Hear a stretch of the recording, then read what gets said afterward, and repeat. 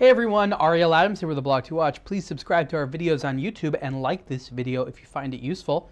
This is a review of the Omega Globemaster, or I can rather call it by its full name, which is the Omega Globemaster Co-Axial Master Chronometer. You might prefer to say that instead, but I'm going to stick with Globemaster. To further throw you off, you turn the watch around, and right there, I'm not sure if you can see that, it says Constellation, which is an entirely different collection of watches from Omega. Historically, the design of this watch, I think, existed in certain Constellation watches, which is why that is. And Omega, once again, has a extremely modern timepiece in terms of the construction, in the design internally, as well as the movement, with a very sort of classic dial. So this is not Omega's only dress watch.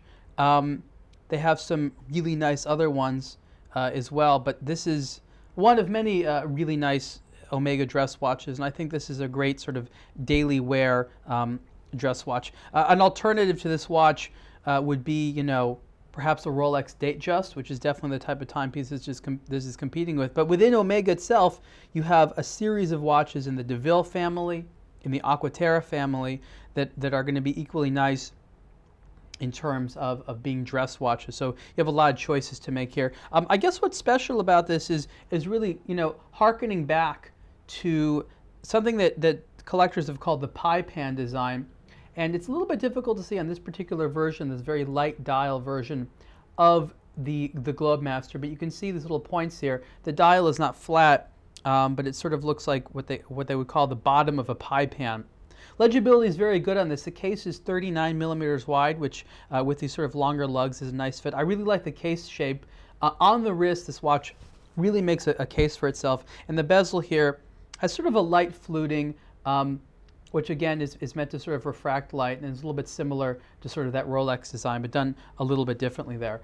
Nice sort of profile on the case there, sort of hearkening back to some historic Omega watches. You have here a small medallion of an observatory, and that refers to the fact that observatories were used to measure the accuracy of certain timepieces in sort of chronometric competitions long ago, as well as just, you know, measuring the accuracy of timepieces because they were able to track the stars, which was a very predictable rate. So, you know, time measuring as well as astronomy was something that was linked, and so that's why you have the small observatory medallion there. Underneath it is the in-house made Omega 8900 movement. This is actually the 8901, and the reason that it's the 8901 is because it has a 18 karat Sedna gold, which is a rose gold rotor, as well as the bridge there for the balance wheel.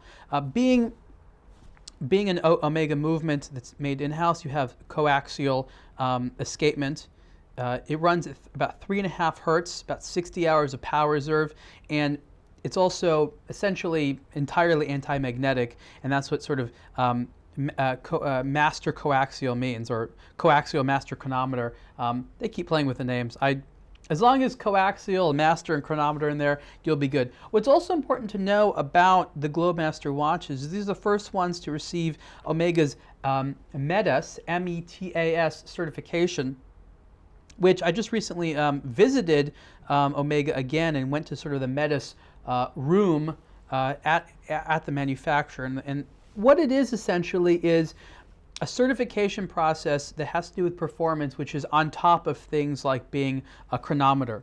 So this is a chronometer. It is certified by COSC, but what you'll learn is that, I'm going to actually put this watch on. What you'll learn is that the COSC chronometer rating, that's a measure of accuracy in a watch, isn't really that great. I mean, it is great when a watch is a chronometer, but brands like Omega as well as Rolex have moved away from relying strictly on COSC because it just doesn't tell the full story. So I'll give you an example. When you do a COSC certification, the movement is not in the watch, and from my understanding, the automatic rotor is not even applied to the movement. So they're testing movements not in the case and not with the automatic rotor attached, which actually does dramatically change the performance. So METAS includes the anti-magnetic quality of the watch, as well as a series of tests that has the watch, which is the entire watch, the movement in the watch, and that's great. And so they promise pretty good accuracy there. I'm showing you here a nice little feature in the 8900 where you can just adjust the hour. So if you're traveling,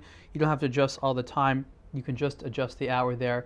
Not a new feature in Omega, but something nice. And you can see here, this is also how you change the date, which gets a little bit annoying because it's not really what I would say a quick set date. I'm going backwards here, but you can go forward and backwards. So if you're just a day or two off, it's pretty easy to do there. So again, this is the yellow gold version, actually, of the Globemaster. And it comes in a series of versions. There's 18 karat Sedna gold, the yellow gold. It comes in a bracelet. There's a bunch of varieties. I think at launch there's like at least 10 versions of it. And in steel, the prices start at about $7,700. This one's a little bit more, of course, because it's in gold. So this one's about $21,600, I believe. Really an outstanding timepiece, and what I really like about the Globemaster is that it's definitely a classy dress watch. It's very legible, so it also feels like a tool watch. So if you are sort of an horological aficionado, as I am, you know, you'll have a lot of interesting things to like about it in terms of the movement and the history and everything the Omega does. And you could also wear it casually. On the bracelet, it looks a lot more like a sports watch. Here, of course, you have it on a brown, a matte alligator strap, which it's a little glossy. I've seen more matte alligator straps from Omega. This one's slightly glossy. So it's a very diverse watch. At the 39mm size, I'd say that's good on the majority of sort of small to medium wrists. If you have a larger wrist, you're probably going to feel that this watch is a little bit on the smaller side, but plenty of options for you out there, even from Omega.